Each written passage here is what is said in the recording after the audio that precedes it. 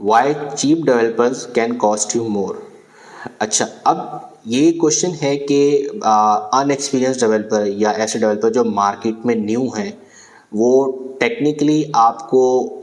ज़्यादा कॉस्ट कर सकते हैं उस डेवलपर से जो कि एक एक्सपीरियंस डेवलपर है और मार्केट में काफ़ी टाइम से काम कर रहा है। ठीक है, अच्छा इसमें इन पर्सन मतलब ये ऐसे नहीं किसी को ब्लेम किया जा रहा है या किसी के बारे में बुराई की जा रही है, ऐसा हरगिज़ नहीं है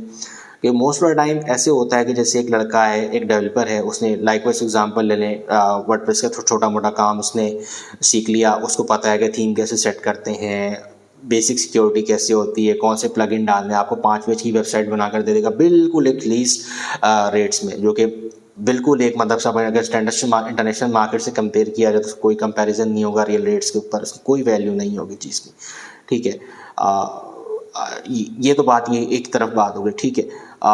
लोग इसकी तरफ ज़्यादातर फोकस क्यों करते हैं, वो बोलते हैं कि जब हमें एक चीज़ इतने पैसों में मिल रही है या इतने चीप रेट्स में मिल रही है तो why would we hire a better developer, experience developer. देखिए यहाँ पे एक चीज़ बात समझने को है, जो जूनियर डेवलपर है या जो ऐसा डेवलपर है जिसकी मार्केट में अभी फ़िलहाल इतना पोर्टफोलियो मौजूद नहीं है या यानी जो बिल्कुल छोटे लेवल के काम करता है,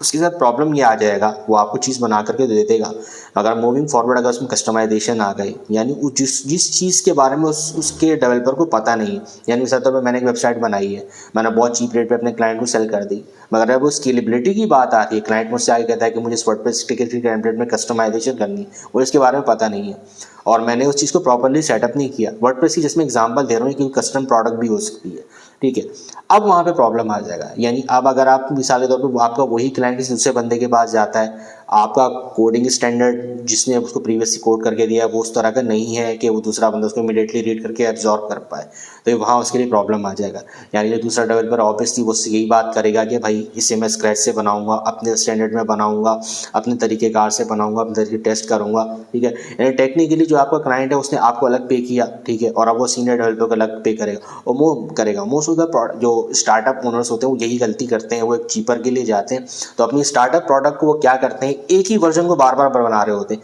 एक वर्जन बनाया, स्क्रैप कर दिया, फिर दूसरा वर्जन बनाया, उसमें उन्होंने थोड़ा सा ज़्यादा इन्वेस्ट किया, उसको भी स्क्रैप कर दिया, फिर तीसरा वर्जन बनाया, फिर वो उसको चला रहे होते हैं काफ़ी टाइम तक। तो आपने मतलब क्लाइंट्स के लिए ये सी बात का ख्याल रखना होता है कि आपने कोशिश करनी है कि आप ऐसा डेवलपर हायर करें जो रिलायबल हो, जिसके पास पोर्टफोलियो हो और वो आपके रिक्वायरमेंट्स को ज़्यादा से ज़्यादा बेहतर तरीके से अंडरस्टैंड कर पाए। Thank you.